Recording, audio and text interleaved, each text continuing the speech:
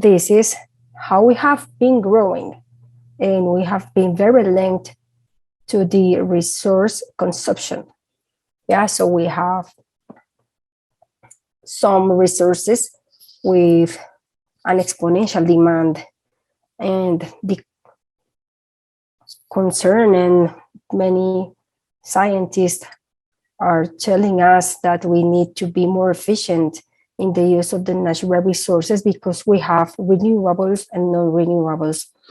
And we have, for example, rare earth materials, and we can see how the demand is exponential, especially now that with the digital transformation around the world.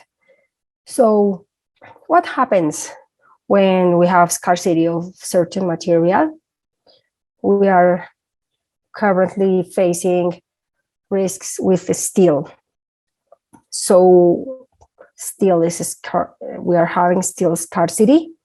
So the prices have been getting higher and higher and higher and higher. So we have to do something about it. So the human history have been showing us how we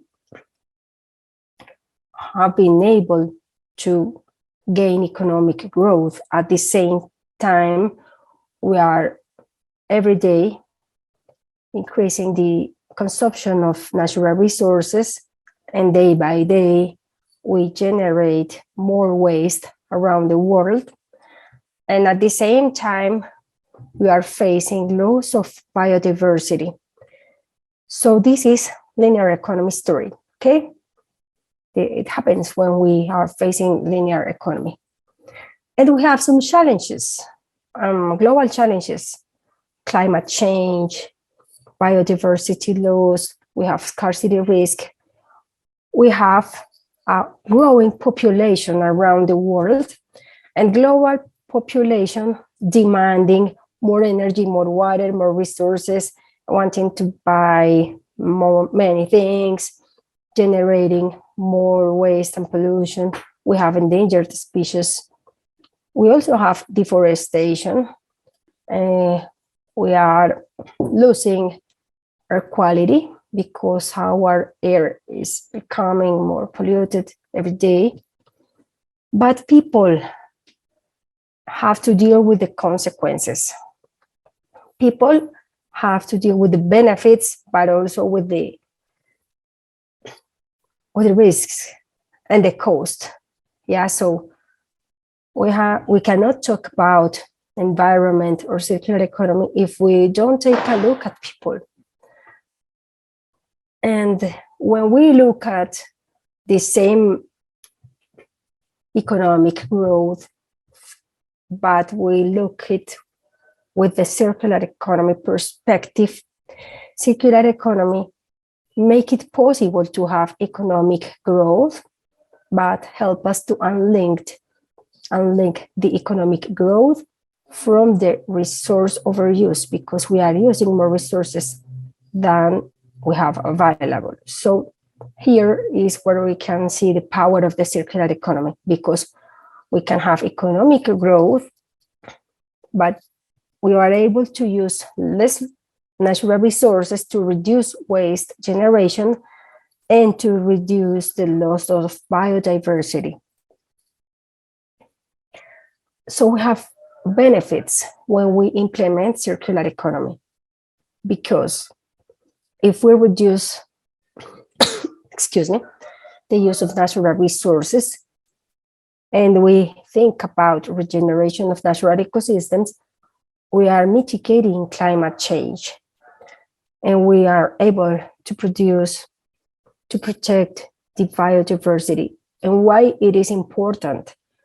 Because the forests are the natural, stronger and efficient infrastructure that help us to bring that carbon from the air and put it back into the soil. And the forest help us to regulate the climate, weather, and the rains. So we need to we need to be able to see the power of circular economy. When we are able to implement an efficient use of the natural resources, immediately we are reducing the scarcity risks. And at the same time that we are doing all those things, we are creating jobs, because circular economy helps us to rethink the way we create value, the way we design, even because we talk about eco-design, the circular business models. So we are able to see opportunities around circular economy. So we are able to create green jobs. So we are able to create welfare for people.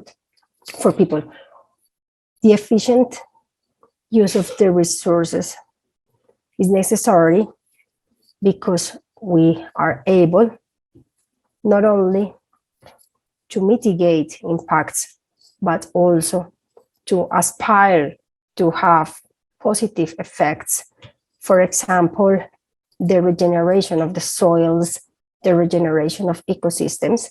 Yeah, so we are not only thinking about mitigation, we are being more ambitious, and we are thinking about, I'm going to do something positive with a positive impact. And we need to reduce the negative externalities. Circular economy is thinking always about safe materials, non-pollutant materials or substances. So we are helping people, and we are protecting people, their health, also because we are avoiding the use of negative substances that can damage the planet or the people. We need to take a look at that screen, because one of the biggest challenges that we are facing is that every day the demand of the natural resources is higher around the world. Yeah. So how can we do? We do mining, we replace biodiversity areas for monocrops. And every time we do that, the animals and other species are under stress because they are every day in more reduced areas. So this is a very dangerous cycle. And biodiversity loss is happening excuse me, around the whole world, especially in Africa, Latin America, and the Caribbean, if you take a look at the graphics. And we also are going to pay the consequences of that, because therefore we will have to fight against climate change and pollution. And climate change is expensive. The cheapest thing is to produce biodiversity. Then the climate change mitigation is going to be cheaper. Yeah. But if we don't protect that, we are assuming the risk. So circular economy helps us to do more with less. We don't have to give up progress or economic growth. We are going to do it in a different way, and we can do that.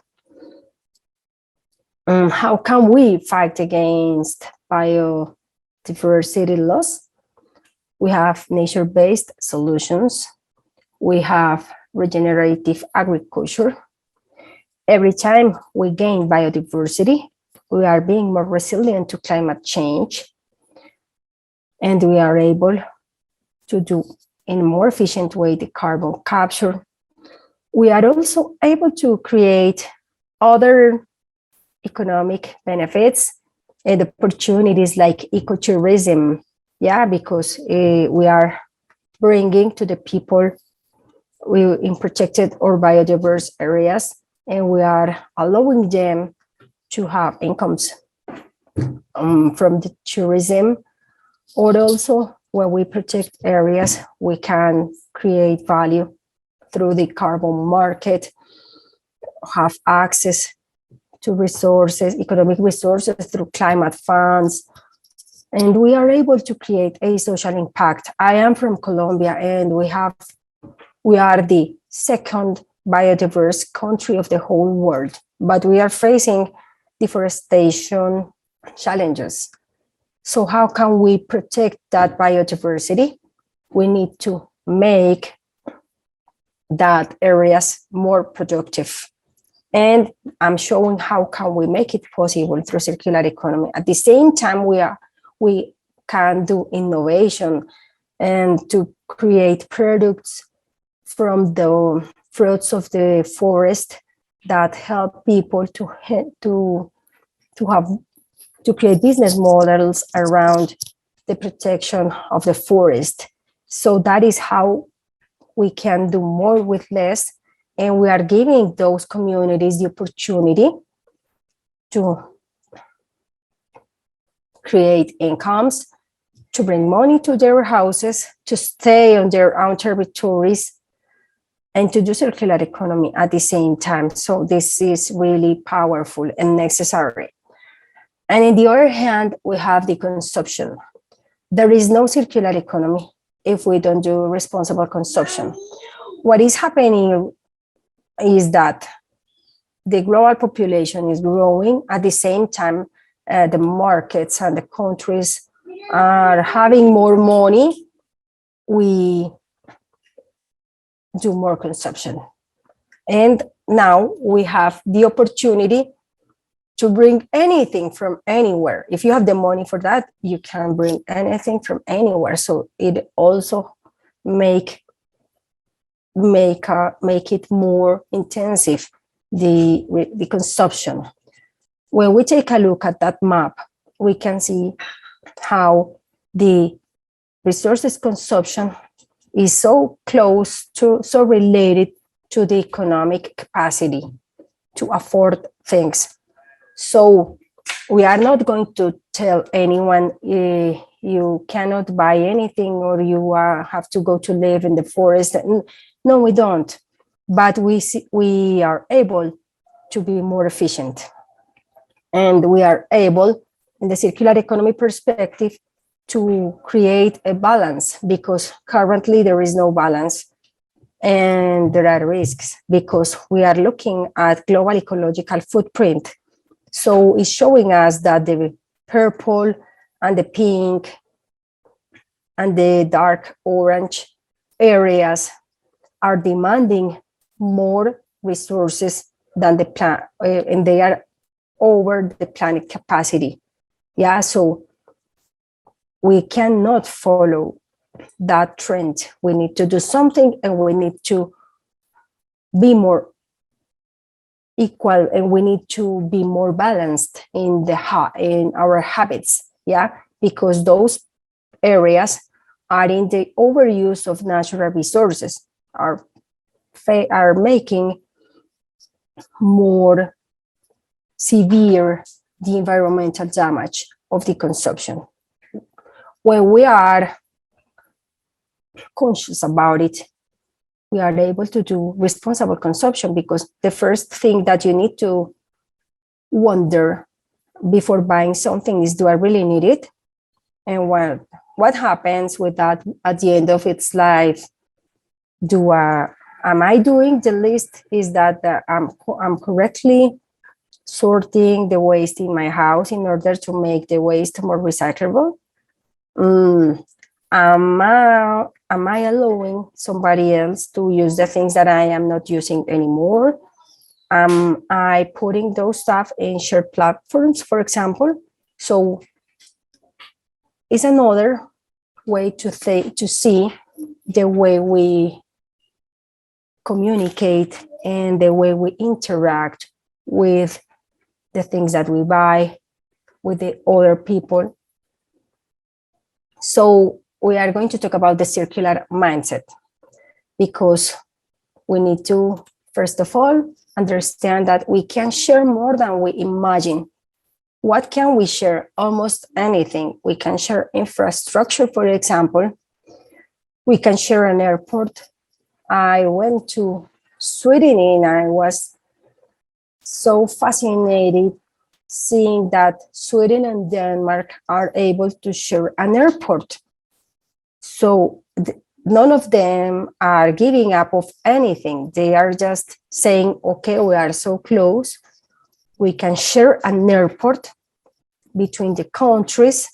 So we are with the same infrastructure, attending the population needs, and we are sharing the trains. So we just need to be willing to be circular and to understand the benefits, because they are sharing an airport, they are sharing the costs, and they are sharing the savings of that infrastructure shared between two countries. So if we can share an airport, we can share almost anything. We can share waste of somebody else is the raw material for the other, and it is called industrial symbiosis. So every time we are able to use waste from somewhere and to be able to recover it and to use it, we are reducing the use of natural resources, and we are reducing the waste generation. That it also represents savings for us, because if I generate less waste, I am saving money. In Europe, the waste costs about 50 euros per ton. So if we reduce the waste generation, you can use that money for something else. We can share materials, we can share many things. And so that's the first message that I want to tell you guys. You are not wearing that clothes anymore. You can share that clothes. We have platforms and many tools, so we can let somebody else use the things that you are not using anymore. I went to an IKEA initiative, and they have a third-hand store. So, and the store is located in an area so crowd of immigrants. So immigrants sometimes don't have the money to buy all they need and everything new. So they have that store where people can buy third-hand clothes. So we are giving access to people so they can afford important things that they need at a very low price. And we are avoiding that clothes to be burned in a waste to energy plant. Yeah. So this is how, through a circular economy, we are able to share and to change the mindset and to change everything. And that store represents job opportunities for the people who collect the clothes, to fix the clothes, to the people who sell the clothes. So we are creating value, we are attending the needs of the population, we are giving access to everyone, and we are being productive. Yeah, so this is why we need to consider a circular mindset. The other point is that we don't need to buy everything we use. Now that we have access to everything anywhere at any prices, people is using things less. Yeah, so we are using more resources, we are buying more things, we are buying more clothes, but we are using them less. And this is not efficient in terms of natural resources. Yeah, so probably we should go back to the old mindset. I don't need cheaper. I might buy things more durable at a better quality. Probably the cost will be higher, but I will keep it in use. Yeah. An example of that is for Patagonia. They are selling jackets, and they are able to fix the clothes by themselves in order to keep it in use for longer. So we don't need to buy everything we use. And when you buy something, you might consider the aspects that we are talking about. And the circular mindset also help us to reconsider the business models. Yeah. So we have, for example, in mind that we need to refurbish and remanufacture things, that the same company should be able to refurbish and remanufacture things. And when they do that, they are offering better service. Yeah, they are extending the product lifespan, but they are also having more communication with the customers, which means more opportunities to understand what the market is telling us, because the market is changing very fast. So those different business models also create new ways to create value. And those new business models bring new opportunities, new jobs. And we have the vision of the economic growth, but we are thinking in a shared value strategy. So this is why circular economy is important, because we need to create an economy that make it possible to everyone to access and to satisfy their needs. But at the same time, we need to be able to have an economy that make more efficient the use of the natural resources to reduce the negative externalities, and also that aspire to protect what we have. And it is possible through circular economy and responsible consumption. So a circular vision, we need to protect biodiversity because we need to have food security. And if we are always in the overuse of natural resources, we are putting in risk our food security. And we also need to fight against climate change. So we really need to protect that biodiversity. When we use shared use platforms, we are allowing people to afford everything and at lower prices. And at the same time, we are reducing the waste generation. When we create value around supply chains, we are creating equality for the whole supply chain. Sometimes when we are not thinking about it, just certain part of the supply chain are having access to the benefits. With circular vision, we always think about the supply chain. When we reduce waste, we reduce the pollution, and we need to extract less resources. And we also have to tell that circular value chains are more resilient, and we need that. Certain areas, for example, as Latin America and the Caribbean areas around the world, are more vulnerable to climate change. So when we protect the biodiversity, we are also protecting those vulnerable areas. This is all that I want to share with you. I want to know if you have some questions or comments. Please let me know.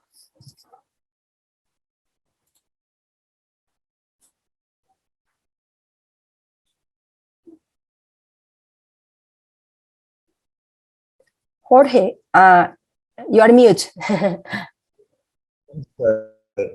I do have a question, Slendy. It was an interesting presentation about circular economy. How can these mindset of circularity relate to learning and education?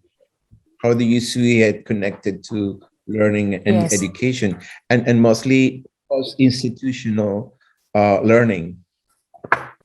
Education is very powerful because education is the best way to change the mindset, the best and the cheapest and the most effective way.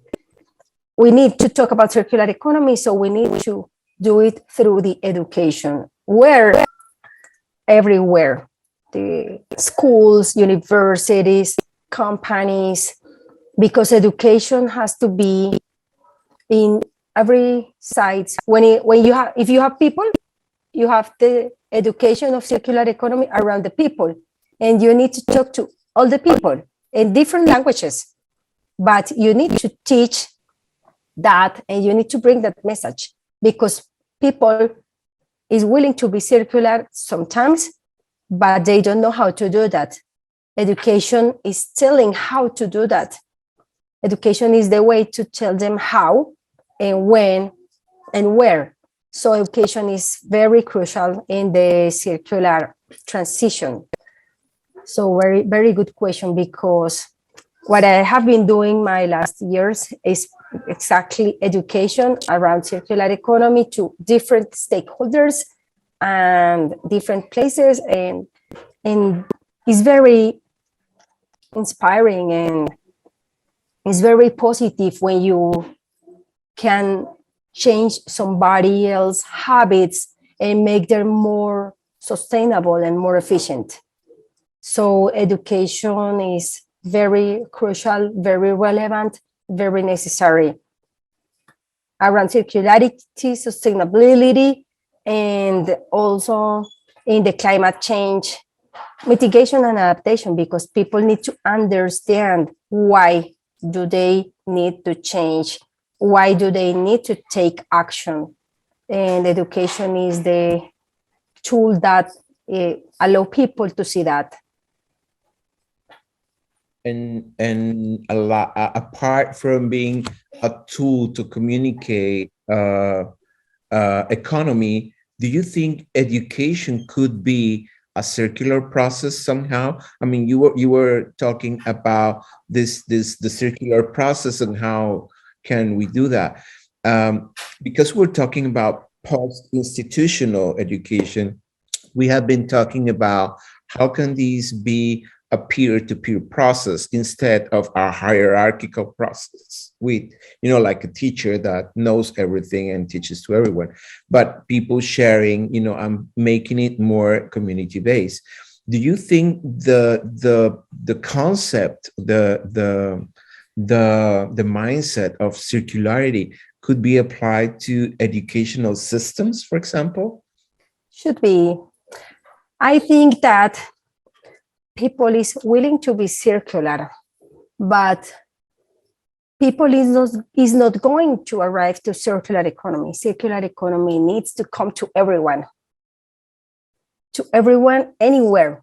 So we need to use, for example, social media to send a message to make people, because it doesn't have it. Circular economy is very scientist and it has very strong concepts, yeah, but we don't need to express them in the same technical rigid way. We need to express it in every single way and make it that simple that any kid or any person, no matter what they do or what they work or occupation or anything they do, they are able to understand. It needs to be so clear. So we need to make it through social media, television, and of course we have the universities also for those who want to be experts in the area. And we have MacArthur Foundation, and there are many places where you can learn about circular economy. But common people also need access to that knowledge. So we need to make it very simple, very understandable for anyone. I think that's the power of that. Make it very simple so that anyone can understand about it. For example, I have kids and nephews. I have one kid and nephews, and they are understanding circular economy. So I'm succeeding because if they are able to understand that they need to close the water to brush their teeth, that I'm doing right, because this is they are understanding why do they need to do that if they are able to separate the waste in house. So my daughter is telling, no, this is recyclable, that goes at our bin. So this is nice because they are understanding, but we need to bring that message to everyone around the whole world. Great. Teresa, nice to have you here. Do you have any questions? Nice to see you around here. Do you have any questions? Okay, nice to see you too. I was thinking about how can education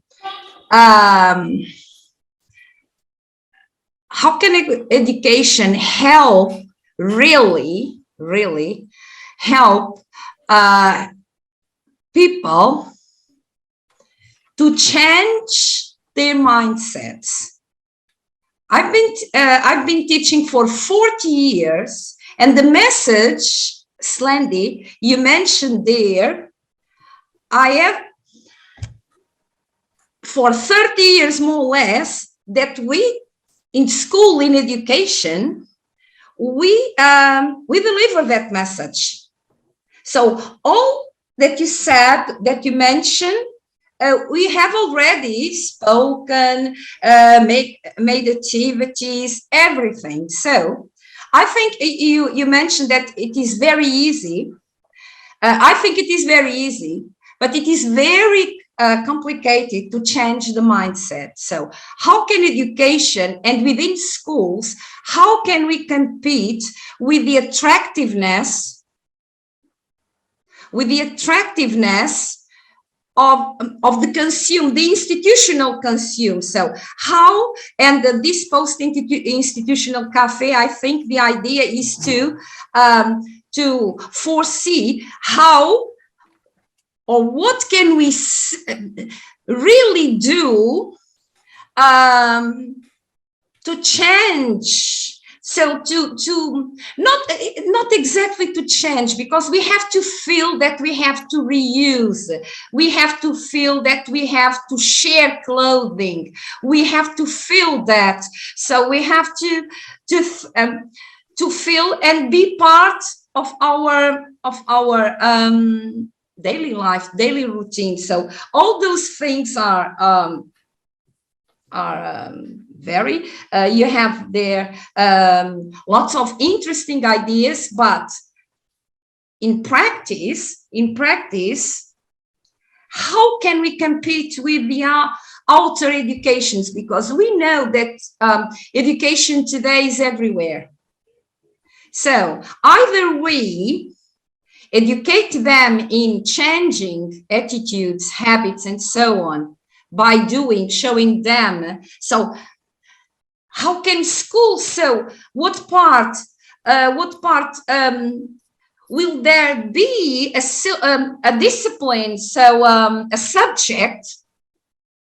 So that's what I am thinking, because we have a syllabus too in schools. We have syllabus, so different subjects. Maybe it could be a solution to have such a subject instead just of maths, English, science, biology, because I think all the teachers speak about, they speak about this, but the message doesn't really gets into the students. So my question would be, how could we do it?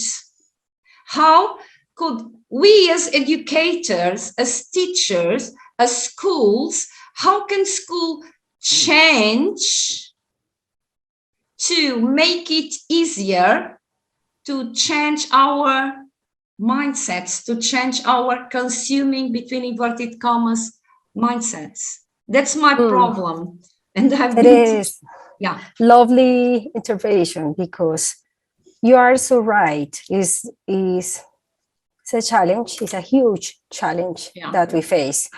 We have young people interconnected, so 24/7, and they want to be seduced by interesting interesting contents in the websites. So I think sometimes what we need to do is to refresh the way that we are using to deliver the message. For example, someday I was having a coffee with some philosophers friends, very cool coffee. And there was a very young lady. And I was asking her, what do you study? And she was doing her thesis. And she talked to me about transmedia communication. And I was, what? What is that? What is that? I had no idea. So when she explained to me about transmedia communication, I fell in love with the concept. And I realized someday I want to do some transmedia content about circular economy. What is transmedia? People is interconnected. They are co-creators of the contents, Of course. and they have more interaction. Okay. So the traditional education is sending the message in one side. I speak and you listen, and that's it. So I think that that new generation wants to be part of it. Okay. So Yeah, we of need course. to engage them. We need to engage them. So I think that what is missing is to change the way that make them part of the process. While how games, for example, I don't have the time and the money to do all that I have been dreaming, but I dream about games of circular economy when people can make points when they are more circular, and they can lose when they are less circular. So this is how can they interact and to appropriate that concept, because they are involved with that. The other thing is, because you are a teacher, you know that the brain needs the repetition. That is how we learn. Of course. So no matter how many times you need to repeat something, do that, because that is how the brain keep the concepts. So we can say, and we need to repeat. That's a funny point. Morning, this morning we had Manuel Grassler talking about from Austria, talking about how when you play, you don't need as many repetitions to learn. So if you're playing, you learn faster. If you're passive, like watching television, or or listening to a class, or then you need 100 repetitions to keep something. But if you're playing, you need 10. So it's an incredible proportion. And this was to say that the engaging experience brings the learning. So maybe one important thing would be to make education circular in a way that young people are not only there to learn, but also to share, also to teach the things they know, and also to learn from each other. So that would make it more, let's say, fun and engaging, and maybe more in the transmedia sense that you were mentioning before. And I would like to add something. Transmedia is very helpful, but we don't need to go necessarily to transmedia. Is one idea, but you can create any game. You can create any game in your room. It doesn't have to be digital. Yeah, just to create games, because I agree with Jorge. The brain is able to learn by repetition. Yeah, this is one way. But the other thing is when you connect emotions with something you are learning. So the point is to connect with emotions. So what happens if we create, for example, a survival game of a family, and they have the resources, and what happened to your family when you are losing the food, or you have less food for the next months? What is going to happen? What are you going to do with that? So probably they will start to grow their own food yeah, like the farm village game or anything. But you can do it with all the tools that you have in your own room. But they need to get involved. And this is a very simple way.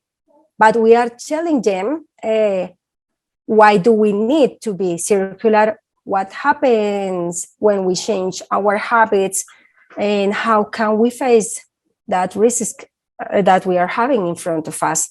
So that is what I would suggest you, according to your wide experience. Maybe we need to sometimes be a little bit creative to engage our audience. It's been very interesting, the whole connection between the circular economy and the education. Thank you, Teresa, for being with us today. Thank you, Teresa. And thank you. See you. Thank you so much. Bye-bye.